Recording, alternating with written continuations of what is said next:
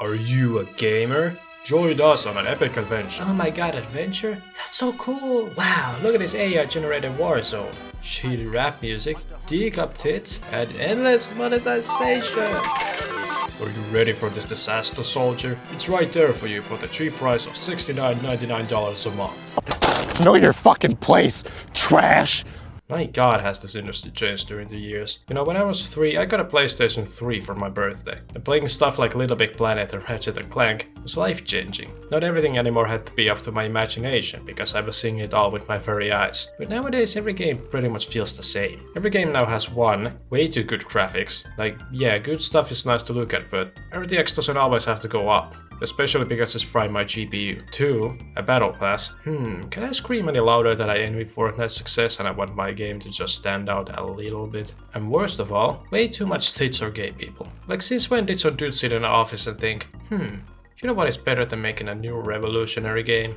Some tits. But you have to listen to the later kids as well. Ah yes, gay people who read the gameplay it is. Also, communication is now all super soft. Too many swear words and you're insta-banned. Stop camping, you freaking sandwich eating African American. I mean, there is a reason why games like Lethal Company made it so far in this day and age. It opposed every basic need of a modern game. Simple cartoonish kind of graphics, gameplay doesn't vary or move too much, no battle pass, and no nudity or gay people. Just jumping around from moon to another with your friends, carrying scrap while running away from women and black men. Or maybe you trick the ballbuster and give the brackets a probable cause. But the way the modern games have adapted also forced old and good games to change as well, ultimately ruining them. Hopping on CSGO used to feel like a unique kind of experience of swearing Russians and Polish people, and hopping on Overwatch gave you that feeling of infinite stuns and ultimates. But now it's just too plastic. Not to mention that I gotta drop all the graphics just to have a normal FPS. Sorry video, but that perfectly shaped pier is now low quality octagon. Now improvement isn't all bad. The new smoke feature in CS2 is really cool,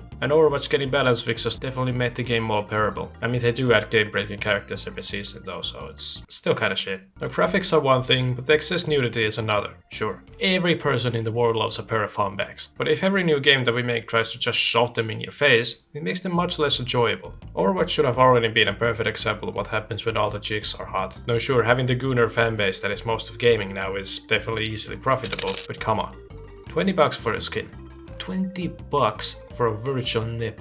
You know, I was already disappointed in the decline of the gaming industry, but what really inspired me to talk about this was what happened on my 18th birthday. For my 18th birthday, I didn't really have anything specific that I wanted, but I took one class at my disk space and thought, it's a bit full. So when my sister asked me what I wanted for birthday/Christmas, I asked for a Kingston SSD. I had gotten one like 3 years before, but now it had started to pile up, so I thought a new one will last for another decade this time. When my birthday arrived, my sister surprised me with a bag of stuff. Now the bag had all sorts of different stuff that I was in need of, but it was missing my Kingston. And when I asked about it, I got to hear some horrible news. My sister told me that during the time that I had requested it, it had a 50% increase in its price. My jaw was on the floor. But then I read about it, and it all started to make sense. Turns out, it's artificial intelligence. The garbage that was already ruining social media and the gaming industry gave a huge strike right below the belt by being Nvidia's primary interest, raising the prices indefinitely. I'm honestly glad that I got a good computer and enough RAM, but my god do I feel sorry for all you new gamers out there. You were promised the beauty of gaming, only to be penetrated without your consent. Now is all hope just lost? Should you just drive headfirst to a river?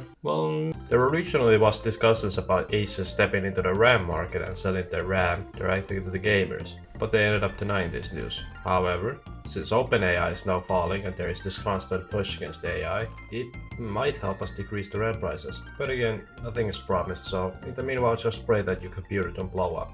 And subscribe and like and share the video with your homies.